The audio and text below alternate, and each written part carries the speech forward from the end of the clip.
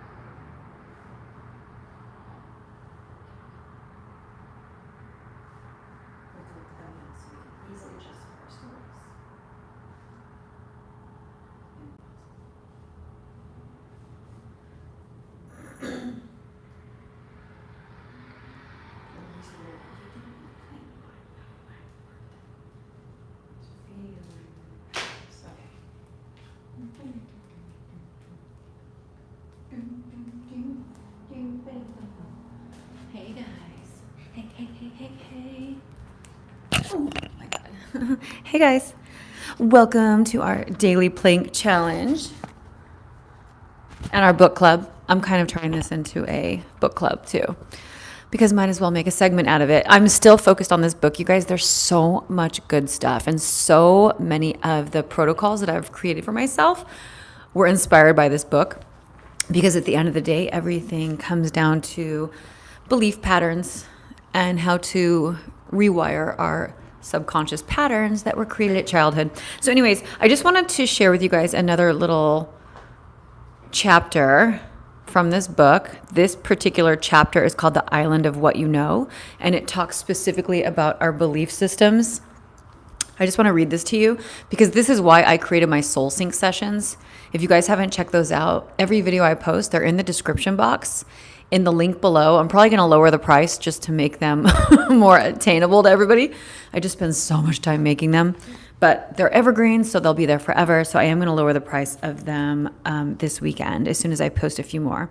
Anyways, so in this book, The Toltec Secret to Happiness, it talks about our belief systems, how they came to be, and how to change them. So let me just read you what this says.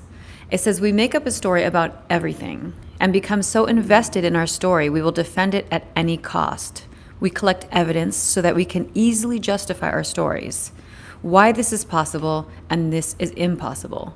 Why I get along with him and why I can't get along with her. Why this will work and that will never work. Why things always end up this way. We describe ourselves with stories. We have a temper. I'm not a morning person. I've always been this way. It's familiar. We have attached to our story on the island of what we know. It's our image and identity. It's me. It's my life. This is who I am. We make up a story so everything fits into a box, carefully laid next to all the boxes on the island of what we know. So this is basically who we are to the world and how we show up.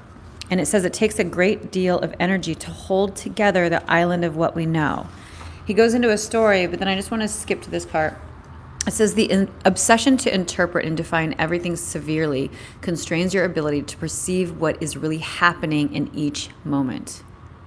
On the island of what you know, you limit your nearly limitless possibilities and the endless pursuit of knowledge so that you can be in control and feel safe. You become what you study, and the knowledge controls you. The island of what you know is a container of your own making, and like water, you take the form of the container.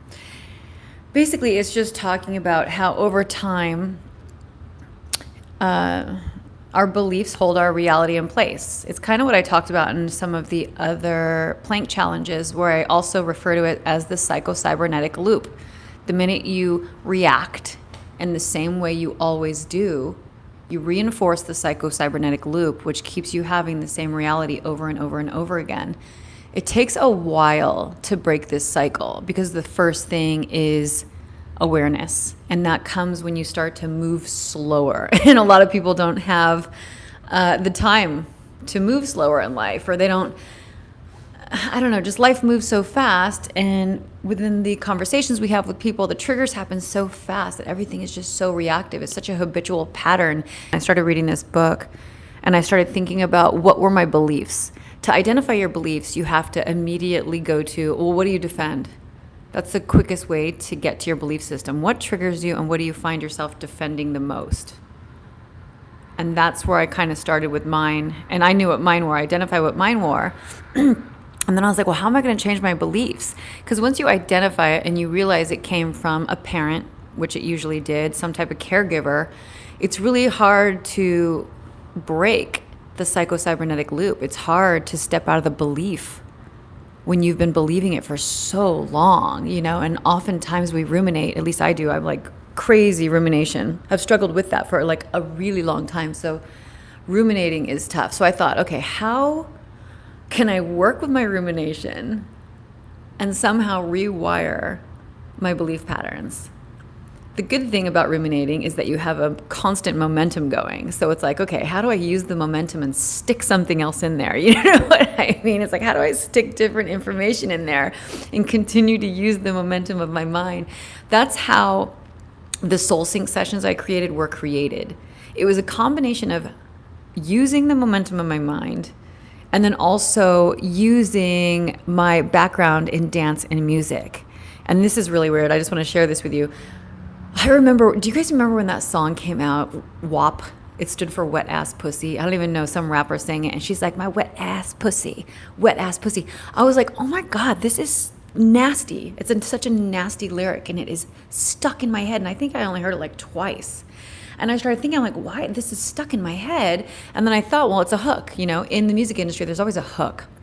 And anytime it's minimal words and they're very concise, wet ass pussy. Sorry to use that example, but it got stuck in my head and I was annoyed that it was stuck in my head. I wanted it out of my head.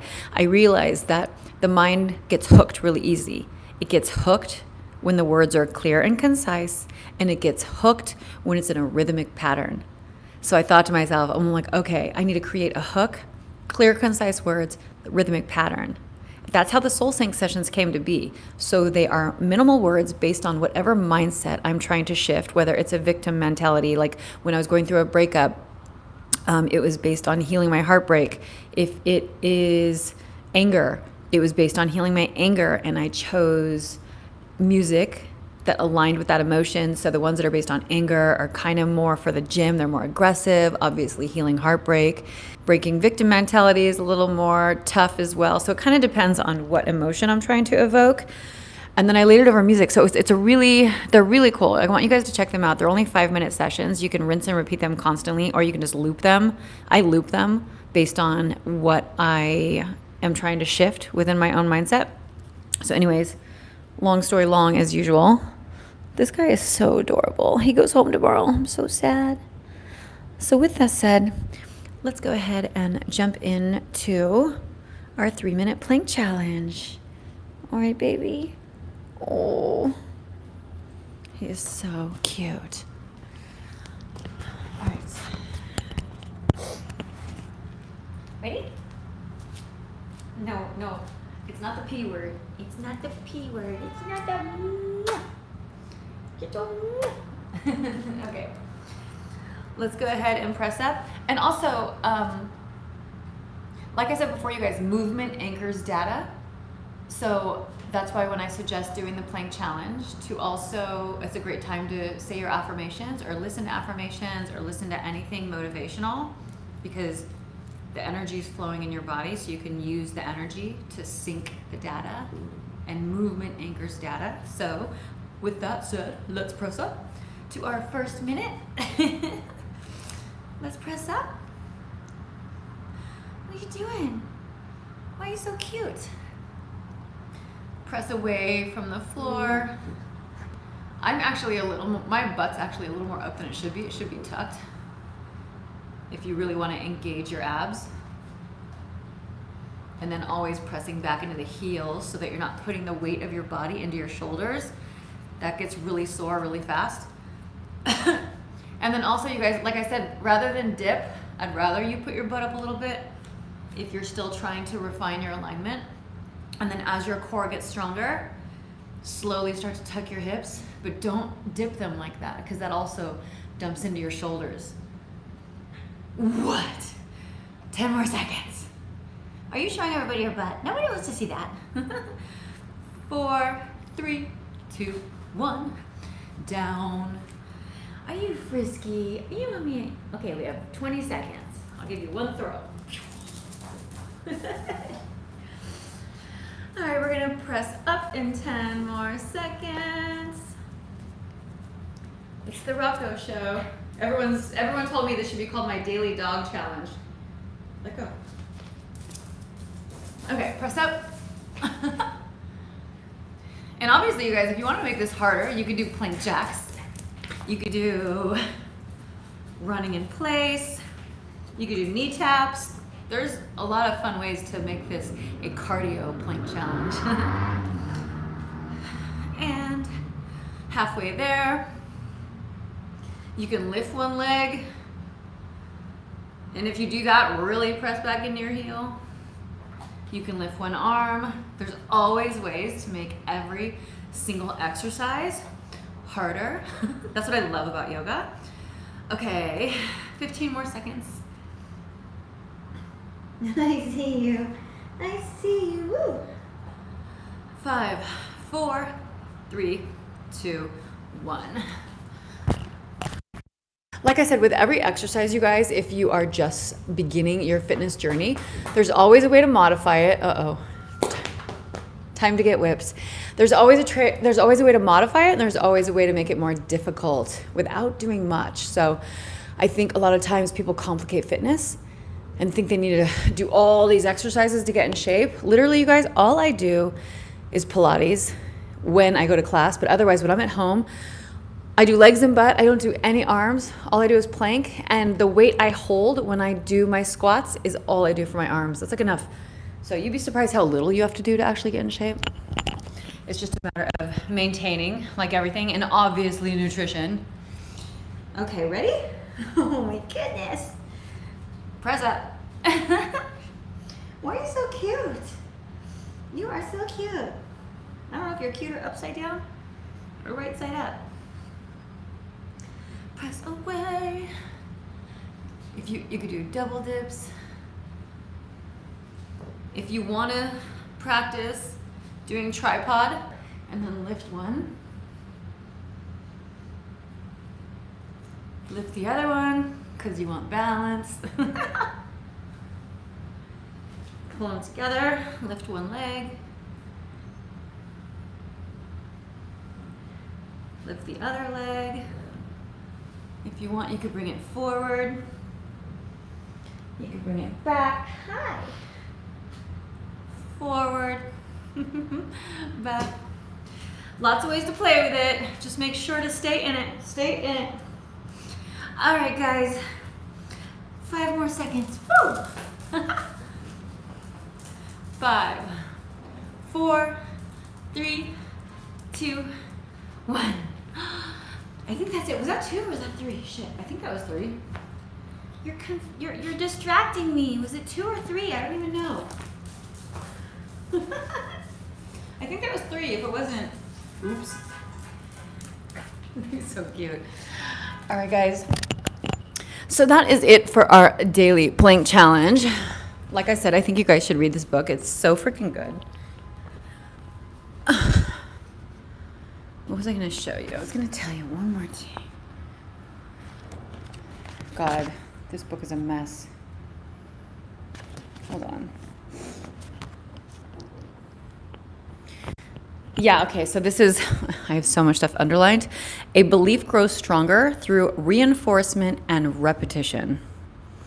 That is why the soul sync sessions, repetition, reinforcement. And like I said, I'm using presuppositions, which is a way to frame information that is receptive to the subconscious mind, which is why a lot of times affirmations don't work. If you're struggling financially and you say, I am rich, your mind calls bullshit on your affirmation. So it's better to say something like, I feel wealth surrounding me. I feel like I'm surrounded by abundance, because that is a possibility and that is truth. Because if you're healthy, if it's a beautiful day, if you have friends that are successful, you are surrounded by the feeling of abundance. You know what I mean? And abundance can be several things. It could just be a beautiful day. You know what I mean? It could be a good mood. Abundance is a word that can be used in several ways that is receptive to the subconscious mind. So anyways, check those out if you haven't.